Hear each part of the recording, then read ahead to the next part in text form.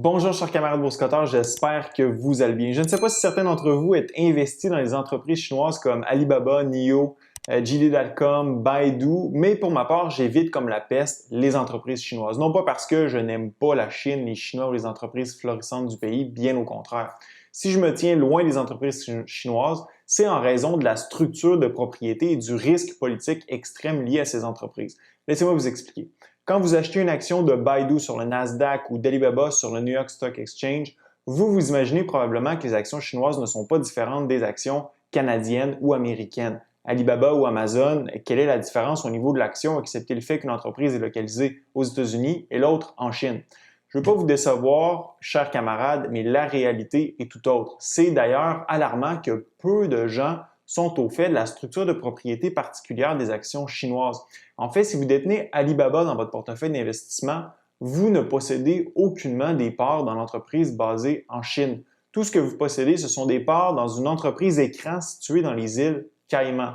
Ce n'est pas une situation qui est propre à Alibaba dans la mesure où la grande majorité des entreprises chinoises cotées sur les bourses nord-américaines fonctionnent de cette façon. La principale raison est que le gouvernement chinois ne permet pas aux investisseurs étrangers de posséder ou de financer des industries chinoises jugées stratégiques telles que l'Internet, les services financiers, les télécommunications, l'énergie, etc. Alors comment se fait-il que plusieurs entreprises chinoises sont cotées sur le New York Stock Exchange et le Nasdaq? Dites-vous que c'est probablement parce que ces actions vous accordent un droit de propriété sur une partie de rien du tout. Si je détiens 1% des actions d'Apple, je vous garantis que ce n'est pas le cas, j'ai un droit de propriété sur 1% des profits de l'entreprise. Je détiens aussi une influence plus ou moins importante sur les affaires de l'entreprise via mon vote ou mes votes pour élire le conseil d'administration et la possibilité de poser des questions lors de l'assemblée annuelle des actionnaires. Je peux aussi intenter une poursuite contre l'entreprise si je considère que mes droits en tant qu'investisseur sont lésés. La structure de propriété des entreprises chinoises ne permet rien de tout ça. Et voici comment ça fonctionne. Le nom de la structure, dont l'acronyme est VIE, s'appelle un Variable Interest Entity ou VI. Juste le nom devrait vous sonner une cloche lorsqu'on parle de structure à intérêt variable. Comme je l'ai dit précédemment, pour œuvrer dans certains secteurs, les entreprises chinoises doivent obtenir une licence du ministère du Commerce chinois.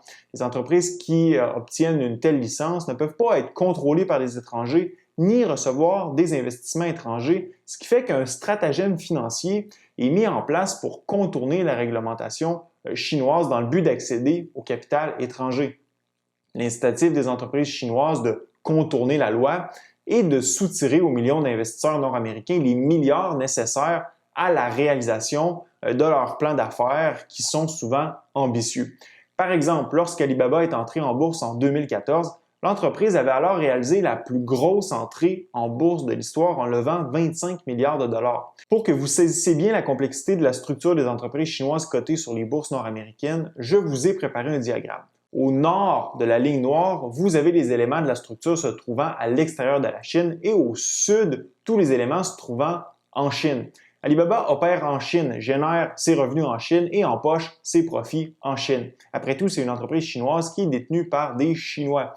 Afin de simplifier le tout, disons que Jack Ma serait le seul propriétaire de l'entreprise. Étant donné qu'Alibaba est une entreprise œuvrant dans plusieurs secteurs névralgiques de l'économie chinoise comme l'Internet, la finance et les télécoms, l'entreprise doit obtenir une licence du ministère du Commerce. Donc Jack Ma dit à Xi Jinping « Je suis le seul propriétaire d'Alibaba, je ne reçois aucun investissement étranger direct, peux-tu me donner une licence pour opérer? » Xi Jinping fait ses vérifications, tout semble correct et Alibaba obtient sa licence. Par contre, Jack Ma veut faire d'Alibaba la plus grande entreprise de commerce en ligne au monde. Pour ce faire, il a besoin d'argent, de capital et ce capital, il se trouve qu'il est situé majoritairement à l'étranger, notamment aux États-Unis. Conscient qu'il risque de perdre sa licence d'opération s'il fait affaire directement avec les Américains ou les étrangers, Jack Ma met en place un stratagème pour contourner les réglementations chinoises en place. Il crée une seconde entreprise, une entreprise intermédiaire à laquelle il cède le contrôle d'Alibaba via une série de contrats sans pour autant accorder au propriétaire de la boîte, sur le diagramme, une participation directe dans l'entreprise. Autrement dit, Jack Ma met Alibaba dans la boîte et affirme que la boîte, c'est Alibaba. Cependant, étant donné que la boîte, ce n'est pas techniquement Alibaba, la boîte est en mesure de recevoir des investissements étrangers parce qu'elle ne détient pas de licence du gouvernement chinois. La licence, c'est Alibaba qui la détient. Ensuite, un holding ou une entreprise écran est créée aux îles Caïmans ou dans les îles Vierges britanniques. Cette entreprise fait son entrée en bourse en reprenant le même nom que la compagnie chinoise, dans ce cas-ci Alibaba, sans être réellement Alibaba. Alors, les Américains achètent les actions de l'entreprise écran sur le New York Stock Exchange, qui est propriétaire de la boîte dans laquelle se trouve Alibaba. Les fonds levés par l'entrée en bourse de la compagnie écran sont transférés à la boîte pour ensuite être remis à la réelle entreprise chinoise Alibaba. Le contrat qui lie la boîte à Alibaba est constitué par exemple d'une option d'achat sur Alibaba en échange des fonds étrangers perçus par l'entrée en bourse de la compagnie écran. En gros, Alibaba dit à la boîte « Donne-moi l'argent de l'IPO et en échange, je te donne l'option de m'acheter pour X nombre de dollars. » Une autre forme que peut prendre le contrat entre la boîte et Alibaba, prête-moi l'argent de l'IPO et en retour, je mets en gage tous mes actifs et mes passifs. Ou encore, l'entente pourrait être qu'Alibaba garantit une partie de ses profits ou des royautés à la boîte. Théoriquement, la boîte, elle-même détenue par l'entreprise écran dans les Caraïbes, détient un contrat lui accordant un droit d'achat, une garantie sur les actifs et passifs d'Alibaba ou sur les profits de l'entreprise. Alors, si vous me suivez jusqu'ici, ceux qui détiennent des actions d'Alibaba en bourse sont loin de posséder des parts dans l'entreprise. Au mieux, ils possèdent la boîte dans laquelle se trouve Alibaba. Le problème, c'est que les investisseurs pourraient se retrouver sans le savoir avec une simple boîte de carton vide dans les mains. Même si notre ami Jack nous a dit que la boîte contient Alibaba, la boîte est fort probablement remplie de promesses ou au pire carrément vide. Pourquoi? Parce que le contrat passé entre la boîte et Alibaba viole théoriquement les lois chinoises. La boîte ne pourrait jamais exercer son contrat et prendre possession en partie ou en totalité d'Alibaba parce que la prise de possession est interdite par la loi chinoise. Essentiellement, Jack dit aux investisseurs qu'ils détiennent la boîte dans laquelle se trouve Alibaba. Et les investisseurs pensent qu'ils détiennent aussi Alibaba. Et de l'autre côté, Jack dit à Xi Jinping que les investisseurs étrangers ne font que détenir la boîte et non Alibaba pour qu'il puisse maintenir sa licence d'opération. Donc, tout stratagème repose sur des fondations d'argile et ça ne prendrait pas grand-chose pour que le tout s'effondre. La Chine, qui tolère la pratique, pourrait très bien se retourner et y mettre fin sans préavis. N'allez pas penser que le contrat entre la boîte et Alibaba pourrait être défendu en cours. Il est fort peu probable que la justice chinoise soit ouverte à en forcer l'application. Puis si vous pensez recevoir des dividendes ou que les profits seront éventuellement redistribués aux détenteurs d'actions d'une entreprise écran dans les Caraïbes, je pense que vous rêvez en couleur. La Chine tolère la pratique parce qu'elle a besoin de capital pour développer son économie. Toutefois, elle n'a aucunement l'intention de voir les profits réalisés en Chine sortir du pays.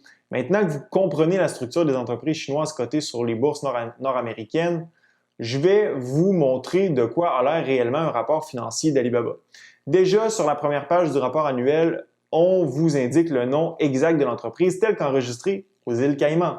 Un peu plus bas, on vous confirme qu'Alibaba Group Holding Limited est une entreprise enregistrée aux îles Caïmans. Même que la section risque du rapport informe les investisseurs que la structure de l'entreprise limite la possibilité des investisseurs de la SEC, le gendarme de la bourse américaine, du département de la justice américain ou de toute autre autorité d'entreprendre des actions en justice contre Alibaba. Essentiellement, l'entreprise dit « Vous avez un problème avec nous, vous vous sentez floué, ne pensez pas nous poursuivre parce que nous, on est en Chine et vos lois ne s'appliquent pas chez nous. » Concernant les dividendes, Alibaba dit qu'elle n'en a jamais versé, qu'elle n'a pas l'intention de le faire. Par contre, dans le cas où l'entreprise voudrait le faire, il est aussi écrit que les dividendes seraient sujets aux taxes chinoises. Selon une étude réalisée par le Council of Institutional Investors, le taux de taxation pourrait s'élever jusqu'à 50% dans le cas de paiement de dividendes à partir de la Chine.